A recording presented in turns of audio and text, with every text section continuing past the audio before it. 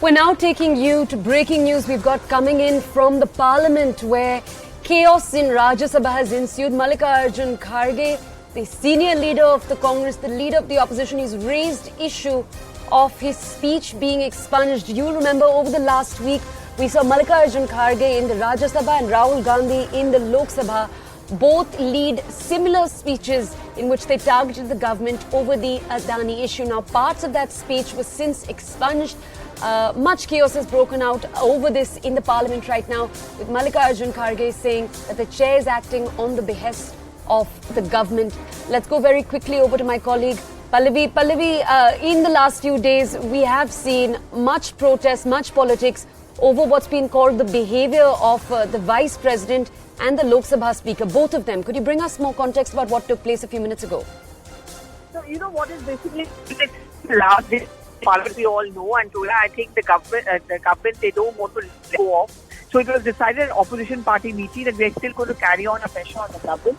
And we want a debate and discussion on the Adani issue, and second, more importantly, a joint parliamentary committee or a JPC must be set up.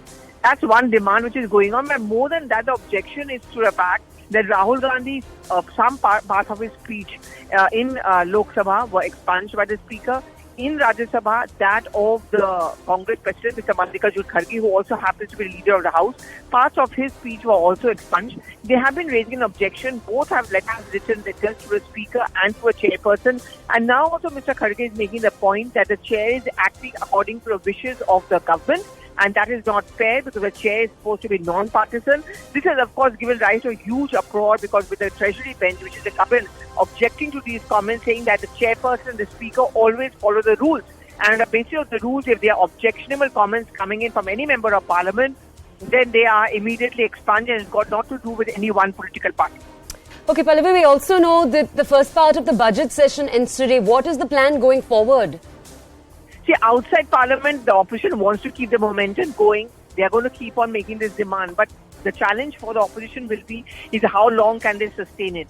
Whether this is something which will still get traction, whether this is something which will get attention, but more importantly, the kind of a coordination we saw within the opposition, a kind of unity we saw within the opposition inside Parliament, can that be replicated outside? So let's not forget there are state elections coming up. In Tripura, for example, the TMC is on one side, the Congress plus the left is on the other side. But the three parties were all together inside the Parliament on the issue of Adani. I think it's going to be very, very difficult and challenging for the opposition to keep that tempo going once the Parliament session is over. Could you also tell us, Pallavi, the Congress has made it clear that they've been upset with the conduct of Om Birla and the Vice President Jagdeep Dhankar. What have other opposition parties said on the same matter?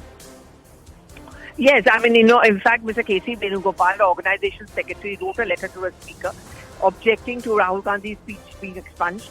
Similar letter written by Mr. Kharge to the Vice President, also raising the point that why is it that when you allowed a similar comment by the former Prime Minister Atal Bihari Vajpayee against the former Prime Minister P.V. Narasimha Rao, you are having a problem from using the same word, which is clearly a case of different strokes for different people. Despite these objections raised by the opposition, we are not seeing any let-up coming in from either the Speaker or the Chairperson. They stuck to their stance. They have said they are not going to revoke the expunging because it's not politically motivated. But some words cannot be used. In the case of Rahul Gandhi, the specific point which Speaker raised was, one, the Prime Minister was not in the House to defend himself. His name was dragged in. Second, you are making an allegation against the Prime Minister without any documentary evidence. And therefore, we cannot allow those comments to be on the floor, on the record of the Parliament. Okay, Pallavi, thank you so much for bringing us that context.